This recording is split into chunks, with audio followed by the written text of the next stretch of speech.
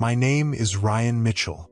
I am 35 years old, and until 6 months ago, I was a successful software engineer living in Austin, Texas, working for a cybersecurity firm called SecureNet Solutions. I had a corner apartment in downtown Austin, a reliable income, and what I thought was a stable, predictable life. I specialized in developing encryption protocols for financial institutions and government contractors, work that required security clearances and background checks that had taken years to obtain. Every morning, I would wake up in my high-rise apartment overlooking Lady Bird Lake, make coffee with my expensive espresso machine, and review overnight security reports from our various client networks. My work involved protecting digital assets worth billions of dollars, ensuring that hackers and cybercriminals could not access sensitive financial or governmental information. It was challenging, well-compensated work that made me feel like I was contributing to something important and meaningful. What I did not know was that someone had been using my access credentials and security clearances to commit crimes that would have sent me to federal prison for 15 years. What I did not know was that I had been set up as a fall guy for a conspiracy that reached into the highest levels of my company and connected to organized crime networks that I had never imagined I would encounter. And what I definitely did not know was that the only person who could save me from this nightmare would be my 89-year-old grandmother, Rose Mitchell, who had never used a computer in her life but who had spent 70 years developing an intuition about people and danger that would prove more valuable than all my technical expertise. This morning, I sit in a small coffee shop in Portland, Oregon, under a new identity, working as a freelance web developer and trying to rebuild my life after discovering that everything I thought I knew about my career, my colleagues, and my own safety had been a carefully constructed lie. 6 months ago, I was Ryan Mitchell, senior cybersecurity engineer with a government clearance and a six-figure salary. Today, I am Robert Matthews, a man who learned that sometimes the people closest to you are the most dangerous, and that sometimes salvation comes from the most unexpected sources. But let me start at the beginning with the phone call that changed everything. It was 2:13 in the morning on a Tuesday in March when my phone rang, waking me from the deep sleep that usually came after 18-hour days debugging security protocols and testing encryption algorithms. I had been working on a particularly complex project for the Department of Defense, something involving secure communications for military contractors, and I had finally fallen asleep around midnight after solving a problem that had been frustrating me for weeks. The caller ID showed my grandmother's name, and my first reaction was panic. Grandma Rose never called after 9 o'clock in the evening, let alone in the middle of the night. She lived in an assisted living facility in Houston, about 3 hours from Austin, and emergency calls at this hour usually meant health crises or worse. "Grandma," I answered immediately, sitting up in bed and turning on the lamp. "Are you okay? What is wrong?" "Ryan, sweetheart." Her voice was shaking, but not in the way it did when she was having health problems. This was a different kind of tremor, the sound of fear and urgency. "I need you to listen to me very carefully, and I need you to do exactly what I tell you without asking questions." "What is going on?" I asked, already getting out of bed and looking for clothes. "Are you hurt? Do you need me to call 911? "No, baby, I am fine." "But you are not fine. You are in danger. And you need to listen to your grandmother right now." Her voice was becoming steadier, taking on the tone she had used when I was a child, and she needed me to pay attention to something important. "Whatever you do, do not go home tonight. Do not go to your apartment. Do not go anywhere near your building." I stopped moving, holding my jeans in one hand and my phone in the other, trying to process what she was telling me. "Grandma, what are you talking about? I am home. I am in my apartment right now." "Then you need to leave immediately," she said, and now there was genuine fear in her voice. "Ryan, I cannot explain everything over the phone, but there are people who want to hurt you, and they are coming to your apartment tonight. You need to get out of there right now and go somewhere safe." "Grandma," I said, trying to keep my voice calm and rational, "I think you might be confused. It is the middle of the night, and no one is coming to my apartment. Maybe you had a bad dream, or maybe— Ryan Mitchell, she interrupted, using my full name in the tone that had always meant she was deadly serious. I have never been more clear about anything in my entire life. Someone called me tonight and told me that you are in trouble, that there are people who want to frame you for something you did not do, and that they are coming for you tonight. Someone called you? I asked. Who called you? Grandma. This sounds like a scam. Someone is probably trying to trick you into. It was not a scam, she said firmly. The person who called me knew things about you that only family would know. They knew about the scar on your knee from when you fell off your bicycle when you were 8. They knew about the time you got suspended from school for defending that kid who was being bullied. They knew about your job and where you live and why you moved to Austin. I felt my blood run cold. The details Grandma was mentioning were not things that would be easily available to scammers or strangers. They were specific memories from my childhood, incidents that only close family members would remember. Who was it? I asked. Who called you? They would not tell me their name, Grandma said. But they said they used to work with you, and they said they could not call you directly because your phone might be monitored.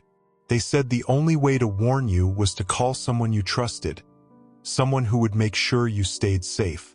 I was fully awake now, my mind racing through possibilities and trying to make sense of what Grandma was telling me.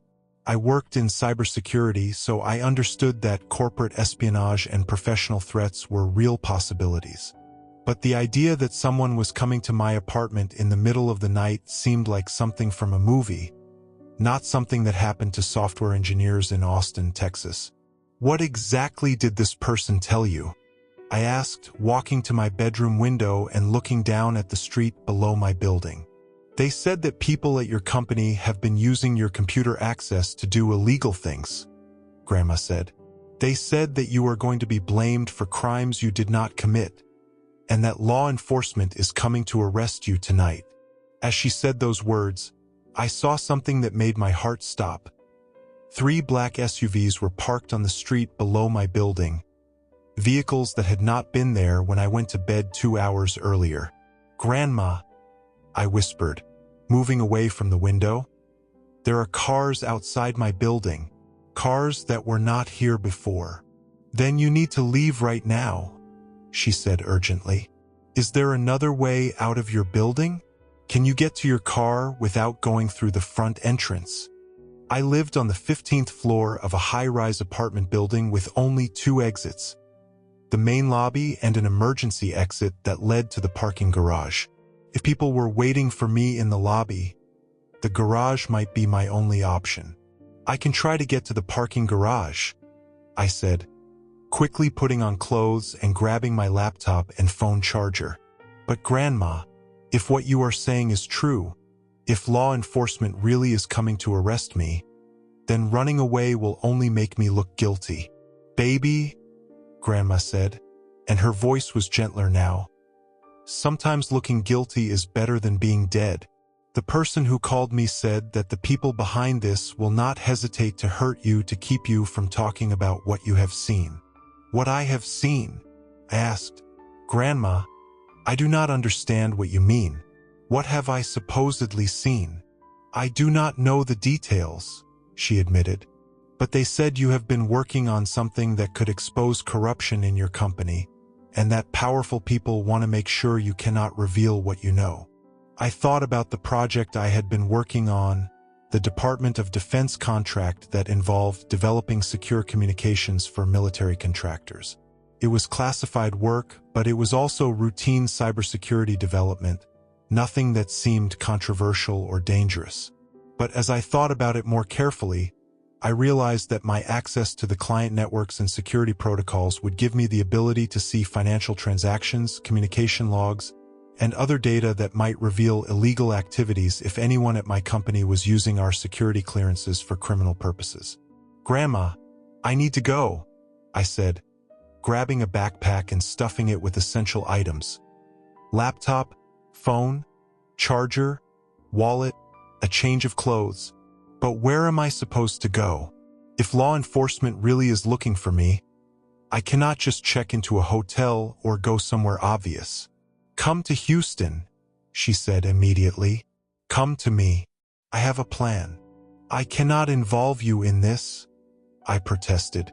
If I really am wanted by law enforcement, coming to see you will just put you in danger.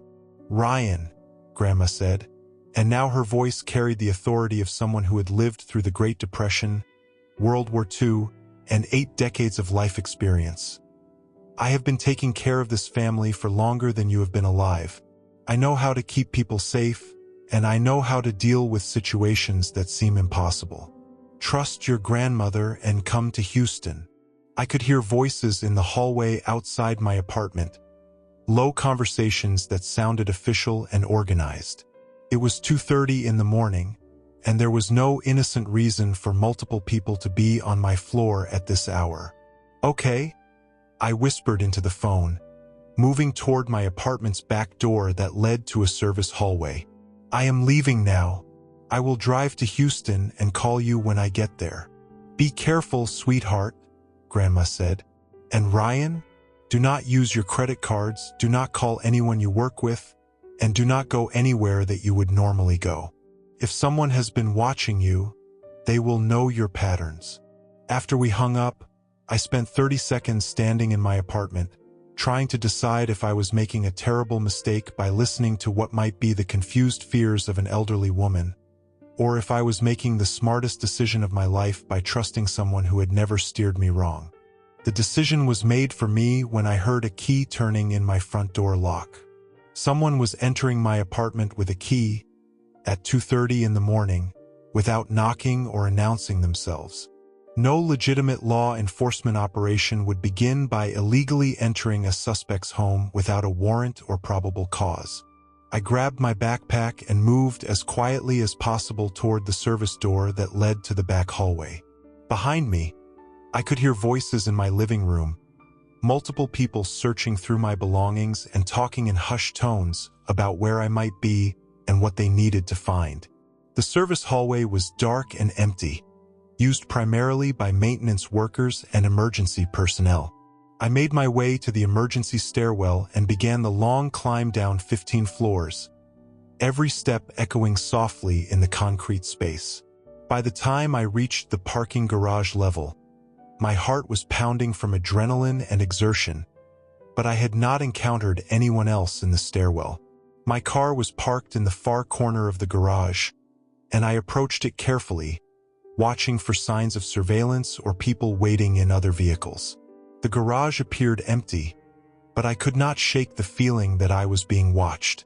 I started my car and drove toward the garage exit, trying to look casual and unhurried.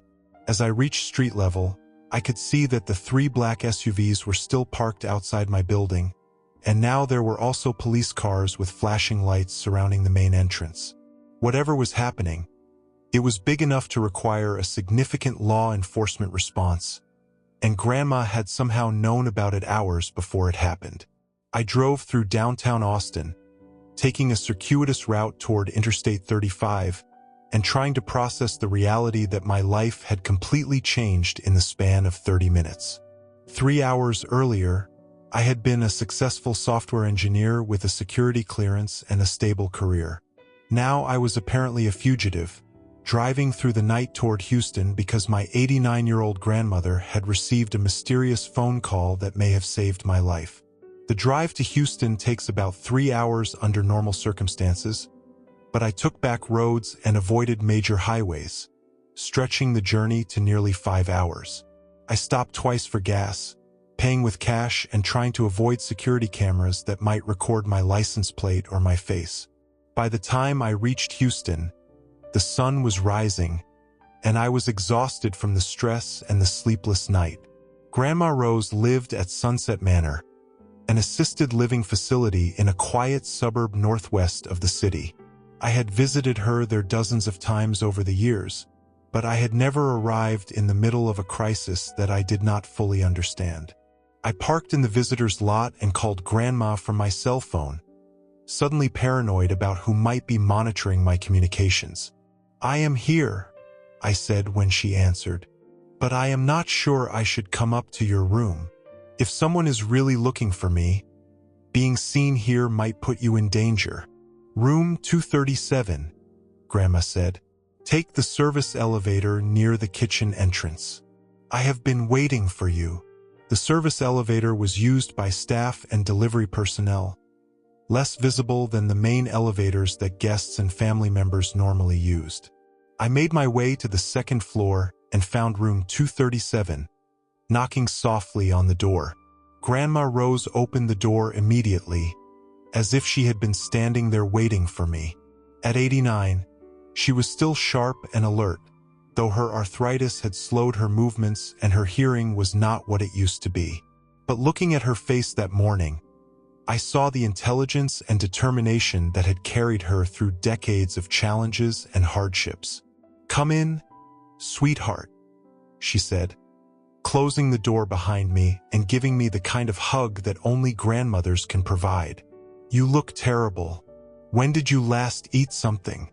"I cannot remember," I admitted. "Grandma, I need to understand what is happening. Who called you last night? How did they know you were my grandmother? How did they know to warn me about what was going to happen?"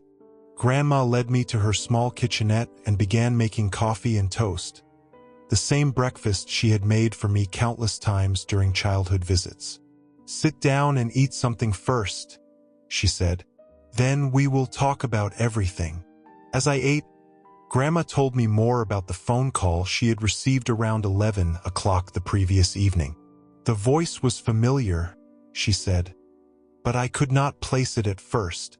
A woman, probably in her 40s or 50s, very educated and professional sounding. She knew details about you that convinced me she was telling the truth." "What kind of details?" I asked. "She knew about the scholarship you received for college, the one from the technology company that helped pay for your computer science degree. She knew about the job you took right after graduation, before you moved to Austin. She knew about Sarah. Sarah had been my girlfriend for 3 years, someone I had been planning to marry before she was killed in a car accident 4 years ago. It was not something I talked about with many people, and it certainly was not information that would be easily available to strangers. She also knew about your current job," Grandma continued, "and she knew that you had been working on a project involving military contractors and government communications. She said that project had put you in a position to see financial records and transaction logs that revealed illegal activities." "What kind of illegal activities?" I asked. "Money laundering, according to her.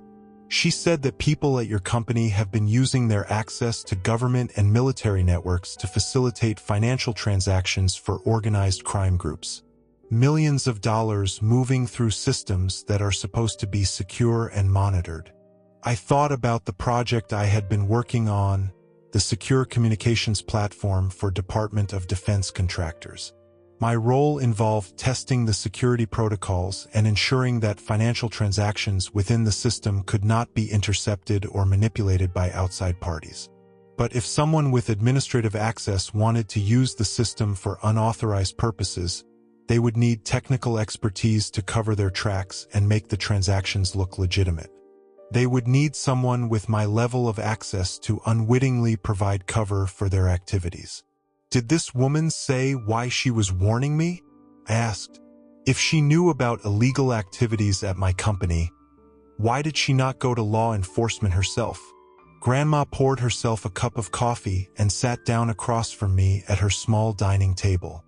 She said she tried to go to law enforcement, but the corruption goes higher than just your company. She said there are people in federal agencies who are part of the conspiracy, people who would make sure that anyone who tried to expose the truth would be silenced or discredited. "And she thought they were going to blame me for the crimes?" I asked. "She said you had been chosen as what she called a fall guy," Grandma explained. "Someone with the right access and security clearances to take responsibility for the illegal activities. She said they had been setting you up for months, making it look like you were the one facilitating the money laundering operations. The more Grandma told me about the phone call, the more terrified I became. If someone had really been using my credentials and access to commit federal crimes, I could be facing decades in prison for activities I had no knowledge of. And if the conspiracy really did involve federal law enforcement, I would have no way to prove my innocence through normal legal channels. Grandma, I said, I need to ask you something, and I need you to be completely honest with me. Do you think this woman was telling the truth? Or do you think this might be some kind of elaborate scam or mistake? Grandma looked at me with the steady gaze that had always meant she was about to tell me something important. Ryan, I have lived for 89 years, and I have learned to recognize when someone is lying to me. This woman was not lying. She was scared, and she was trying to save your life. But why would she call you instead of calling me directly? I asked.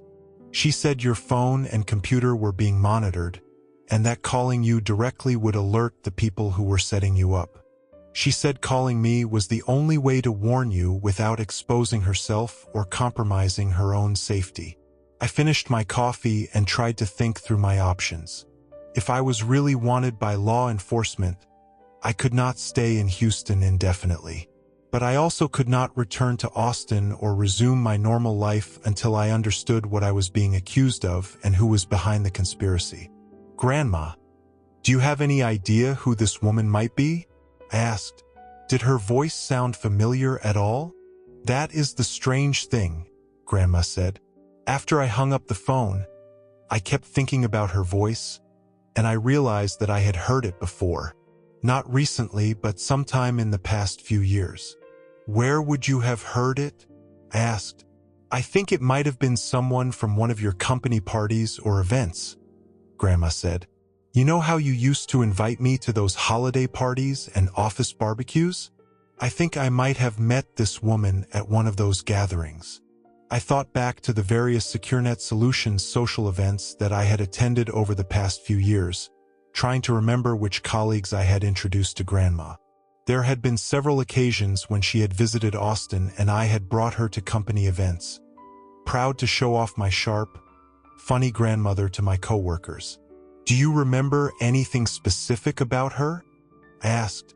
What she looked like, or what her job was at the company?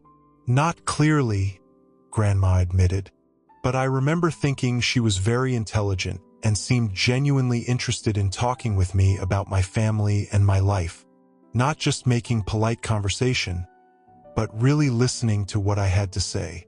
That description could fit several of my female colleagues, but it did narrow down the possibilities. Most people at company events were polite to family members, but not many took the time to have substantial conversations with elderly relatives. We spent the rest of the morning discussing possible plans for what I should do next. Grandma was adamant that I should not contact law enforcement or try to return to my normal life until we had more information about who was behind the conspiracy and what evidence they had fabricated against me. The first thing we need to do, she said, is find out what happened at your apartment last night. We need to know whether you were officially arrested in absentia or whether this was some kind of unofficial operation. How do we find that out without exposing ourselves? I asked. We start with the news, Grandma said, turning on her television and flipping to a local Austin news station. If there was a major arrest operation involving cybersecurity crimes, it will probably be reported on the news. We spent an hour watching news broadcasts and searching online for any reports about arrests or investigations involving SecureNet Solutions or cybersecurity crimes in Austin. What we found was both reassuring and terrifying.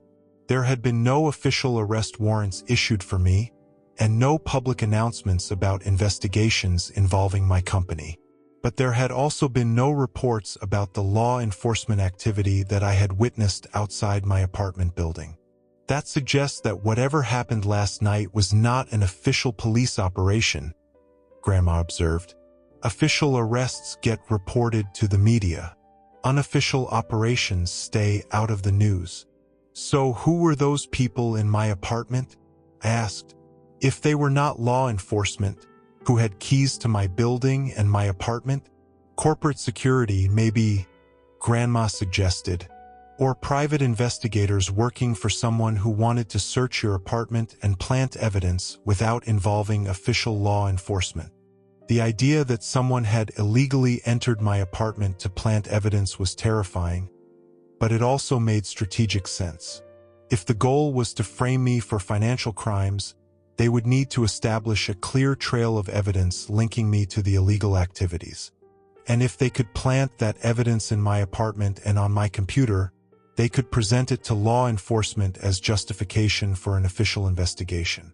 I need to warn my supervisor, I said, reaching for my phone. If someone is really trying to frame me, my company needs to know about it so they can protect their own systems and investigate who has unauthorized access. No, Grandma said firmly, grabbing my wrist to stop me from making the call. Ryan, think about what you just said. If someone at your company has been using your access to commit crimes, then someone at your company is part of the conspiracy. Calling your supervisor might be the same as calling the people who are trying to frame you. She was right, of course. The illegal activities that the mysterious caller had described would require inside knowledge of SecureNet Solutions systems and protocols. It would require someone with administrative access and the authority to cover their tracks. That meant the conspiracy almost certainly involved people in senior positions at my company. So what do? I asked. I cannot go back to Austin. I cannot contact my company, and I cannot trust law enforcement. How do I clear my name if I cannot trust anyone? We figure out who that woman was, Grandma said. We find the person who warned us, and we convince her to help us expose the truth. But how do we find her if we do not even know her name? I asked. We start with the people you introduced me to at company events, Grandma said. You make a list of every woman you can remember me meeting, and then we try to figure out which one would have had the knowledge and the access to learn about the conspiracy. I spent the next hour writing down the names of every female colleague I could remember introducing to Grandma over the past few years. The list included software engineers, project managers, administrative staff, and senior executives.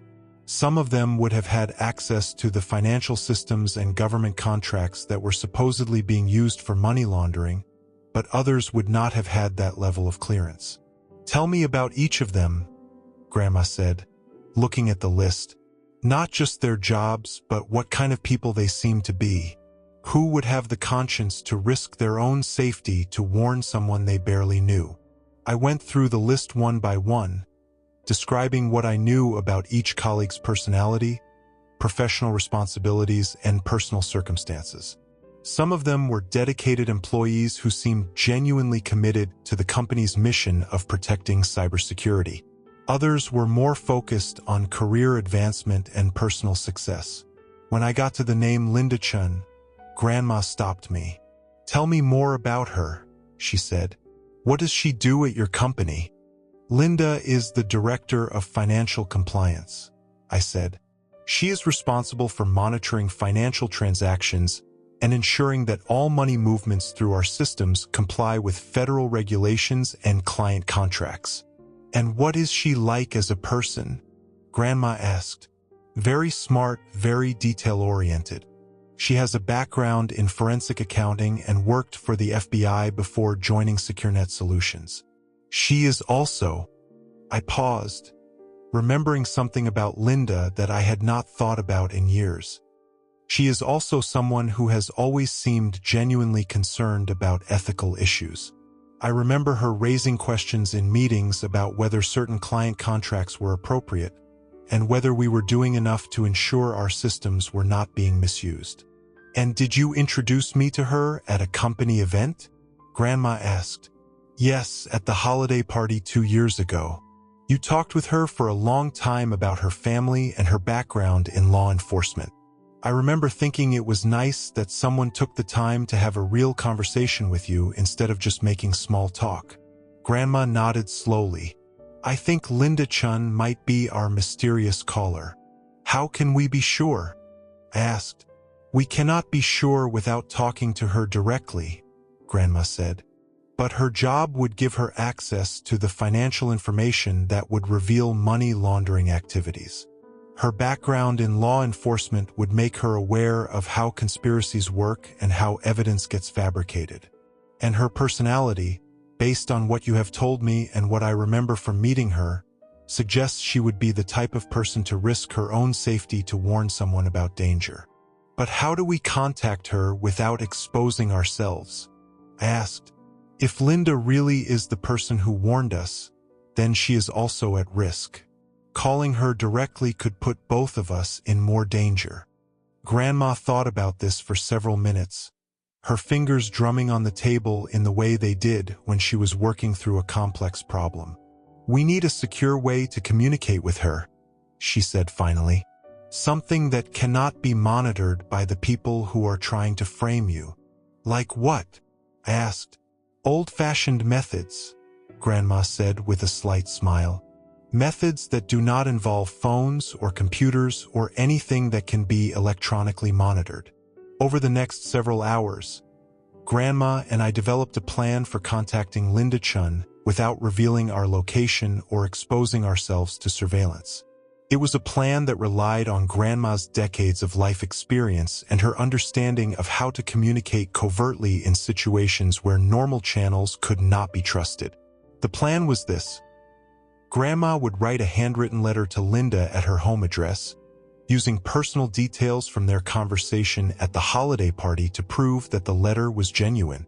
The letter would not mention my name directly, but would reference specific details that only Linda would recognize if she had been the person who called to warn us. If Linda was indeed our mysterious caller, she would understand the coded language in the letter and would know how to respond safely. If she was not the right person, the letter would seem like a friendly note from an elderly woman who had enjoyed meeting her at a company party. "What if Linda is not the person who warned us?" I asked. "What if we are wrong about her being the caller?" "Then we try the next person on your list," Grandma said. "But Ryan, I have a strong feeling about Linda Chin. Everything about her fits what we know about the person who called me." Grandma spent the afternoon composing the letter, writing it by hand in her careful cursive handwriting. The letter referenced specific details from their conversation at the holiday party: Linda's family background, her previous work with the FBI, and her concerns about ensuring that financial systems are used ethically. But the letter also included subtle references that only someone involved in the conspiracy would understand. Mentions of financial irregularities that concerned family members, and the importance of protecting young people from being blamed for situations they did not create. "If Linda is our caller, she will recognize these references and understand that we know about the conspiracy," Grandma explained. "If she is not involved, she will just think I am an elderly woman who is worried about generic workplace issues." We mailed the letter that afternoon, using a post office in a different part of Houston to avoid leaving a traceable location trail. Then we waited. The waiting was the hardest part. For 3 days, I stayed in Grandma's room at the assisted living facility, trying to remain invisible while we waited for some kind of response from Linda Chun. I slept on Grandma's couch, ate meals from the facility's kitchen, and tried to avoid being seen by staff members who might remember me later if anyone came looking for information about my whereabouts. During those 3 days, I also monitoring news reports and online databases to see if there had been any official developments in Austin related to my disappearance or any investigation involving SecureNet Solutions. What I found was mostly reassuring. There were no arrest warrants issued in my name, no missing person reports, and no public announcements about cybersecurity investigations. But the lack of official activity also meant that I had no way to know what unofficial activities might be taking place. If private investigators or corporate security teams were looking for me, their efforts would not be reported in public databases or news media. On the 4th day, Grandma received a phone call from someone identifying herself as Linda Chun. "Mrs. Mitchell," the caller said, I received your lovely letter about the holiday party. I enjoyed meeting you as well, and I appreciated your concerns about workplace issues. I was wondering if we might be able to meet for coffee sometime to continue our conversation. That would be wonderful, dear, Grandma replied, following the script we had prepared. I am visiting family in Houston this week. Would that be convenient for you? Very convenient, Linda said. There is a small cafe called Morning Glory on West Gray Street that serves excellent coffee. Would tomorrow at 10 o'clock work for you? Perfect, Grandma said.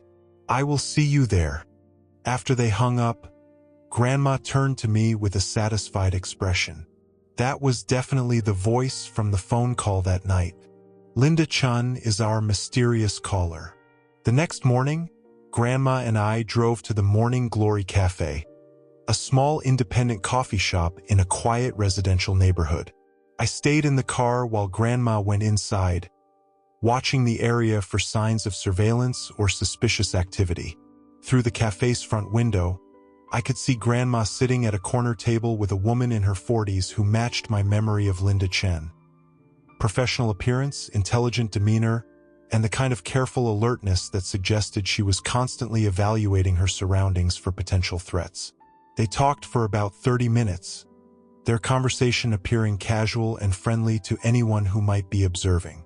But I could see from their body language that they were discussing serious matters, and that both women were being very careful about what they said and how they said it.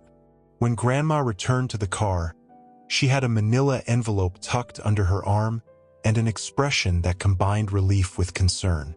It was definitely Linda, she said as we drove away from the cafe.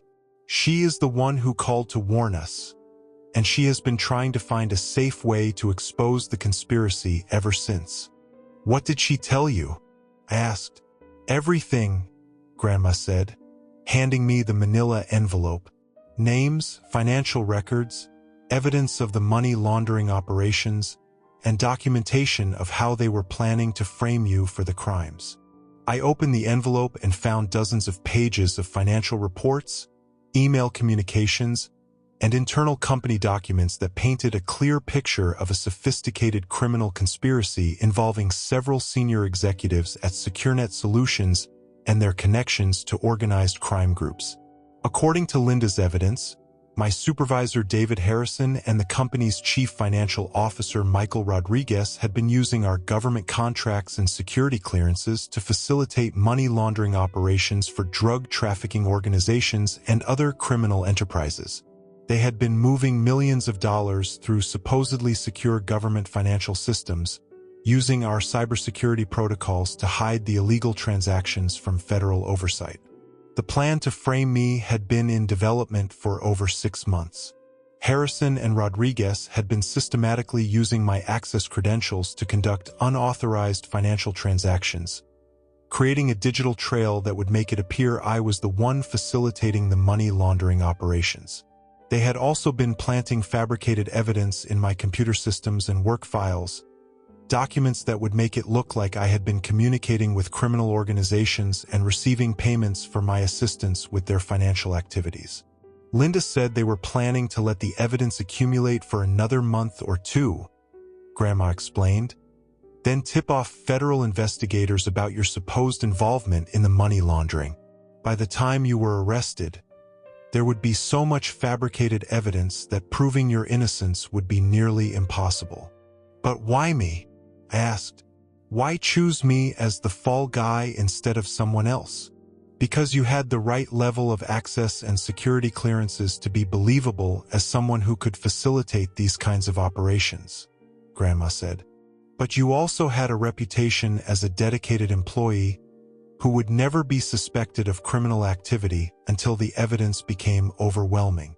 And Linda discovered all this through her work in financial compliance? I asked. She started noticing irregularities in financial transactions several months ago, Grandma said. Transfers that did not match up with approved contracts. Money movements that seemed designed to obscure the original sources and final destinations of the funds. When she tried to investigate, Harrison and Rodriguez told her the transactions were part of classified government operations that she was not authorized to review. But she kept investigating anyway, I said. Linda has a background in forensic accounting and federal law enforcement, Grandma said. She knows how money laundering works, and she recognized the patterns even when they were disguised as legitimate government transactions. She also knew that legitimate classified operations would have proper documentation and oversight, not the kind of secrecy that Harrison and Rodriguez were demanding. Linda's investigation had revealed not just the money laundering operations, but also the plan to frame me as the mastermind behind the illegal activities. She had discovered emails between Harrison and Rodriguez discussing how to use my access credentials, how to plant evidence in my files, and how to time the revelation of my supposed crimes to maximum effect. Why did not Linda take this evidence to the FBI or other federal law enforcement? I asked. She tried, Grandma said. But Harrison and Rodriguez have connections throughout federal law enforcement and regulatory agencies. Linda learned that several key people in agencies that would normally investigate this kind of crime are either directly involved in the conspiracy or are being paid to ignore evidence of criminal activities. So she decided to warn me instead of trying to expose the conspiracy through official channels. I said. She realized that you were going to be destroyed to protect people who were much more powerful and well-connected than either of you, Grandma said. She decided that warning you was more important than trying to fight a system that was designed to protect the real criminals. As I read through Linda's evidence, I began to understand the full scope of what I was facing. This was not just a case of corporate fraud or financial impropriety. This was a conspiracy that involved millions of dollars in criminal proceeds, connections to major drug trafficking organizations, and corruption that reached into federal law enforcement agencies. Harrison and Rodriguez were not just stealing money. They were providing financial services to some of the most dangerous criminal organizations in North America. And they had chosen me as their sacrificial lamb, someone who would be blamed for their crimes while they continued their operations under new cover identities. Grandma, I said, I do not think I can fight this. Even with Linda's evidence, these people have too much power and too many connections. They will find a way to discredit her testimony and destroy any evidence that threatens them. Maybe, Grandma said, but Linda has a plan that might work. What kind of plan? I asked. She wants to go public with the evidence in a way that cannot be suppressed or covered up, Grandma said. She wants to give the story to investigative journalists who specialize in exposing government corruption and organized crime. Linda's plan was to provide her evidence to reporters from major news organizations who had experience investigating financial crimes and government corruption. By making the story public, she hoped to create enough media attention and public pressure that federal agencies would be forced to conduct real investigations, even if some of their personnel were compromised. But going public will put Linda at enormous risk, I pointed out.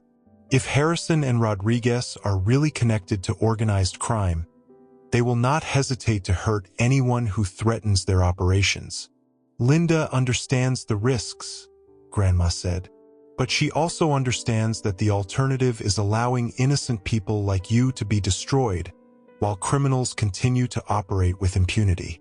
Over the following week, Linda and I worked together through secure communication channels to prepare a comprehensive package of evidence for investigative journalists. Linda provided financial records, email communications, and internal company documents that proved the money laundering operations. I provided technical documentation about how my access credentials had been misused and how evidence had been planted in my computer systems. We also prepared detailed testimony about the conspiracy, including names, dates, financial amounts, and specific evidence of criminal activities.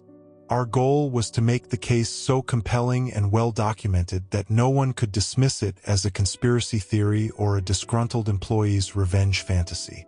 Linda had connections with investigative reporters at several major news organizations, people she had worked with during her previous career in federal law enforcement.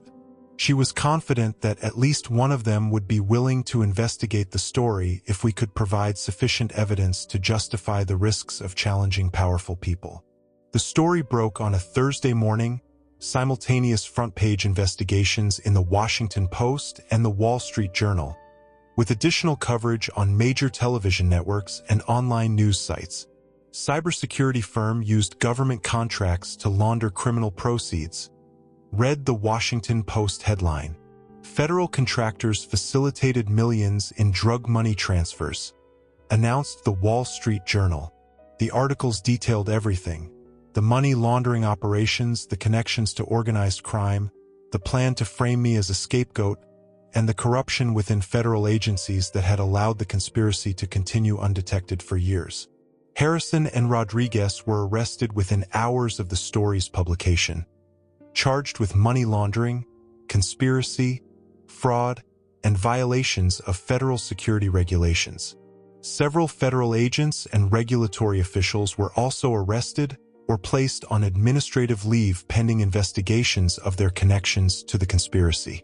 The FBI conducted searches of SecureNet Solutions offices and seized computers, financial records, and other evidence related to the criminal operations.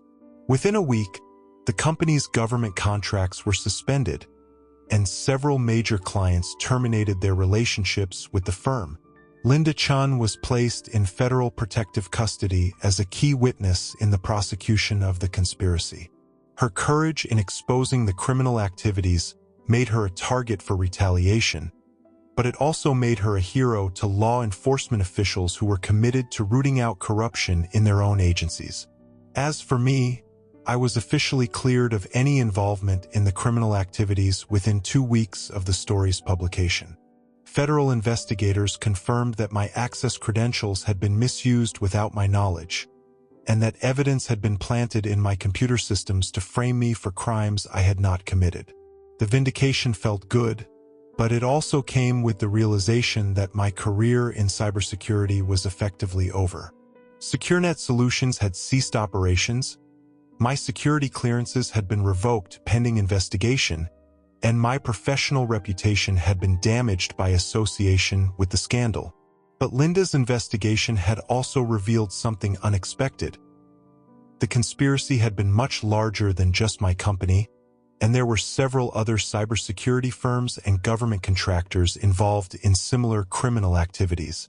Federal agencies were scrambling to identify and prosecute other participants in what was being called the largest financial crime conspiracy in the history of the defense contracting industry.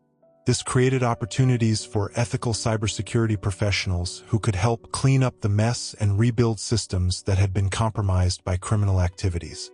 Within a month of my vindication, I was receiving job offers from law enforcement agencies, congressional oversight committees, and news organizations that needed technical expertise to investigate and report on cybersecurity crimes. I chose to work as an independent consultant, helping federal investigators understand how financial systems had been compromised and how to prevent similar conspiracies in the future. The work was challenging and meaningful in ways that my previous corporate job had never been, and it allowed me to use my technical skills to support the kind of justice and accountability that had saved my own life. Linda and I maintained a professional relationship after the trials and convictions of Harrison, Rodriguez, and their co-conspirators. She eventually left government service and started her own forensic accounting firm, specializing in helping organizations identify and prevent financial crimes. I learned that sometimes the most important work you can do is protecting people who cannot protect themselves. She told me during one of our conversations about the case. Your grandmother understood that instinctively, even though she had never worked in law enforcement or cybersecurity.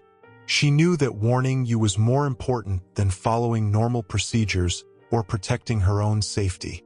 Grandma Rose became something of a local celebrity after the story became public.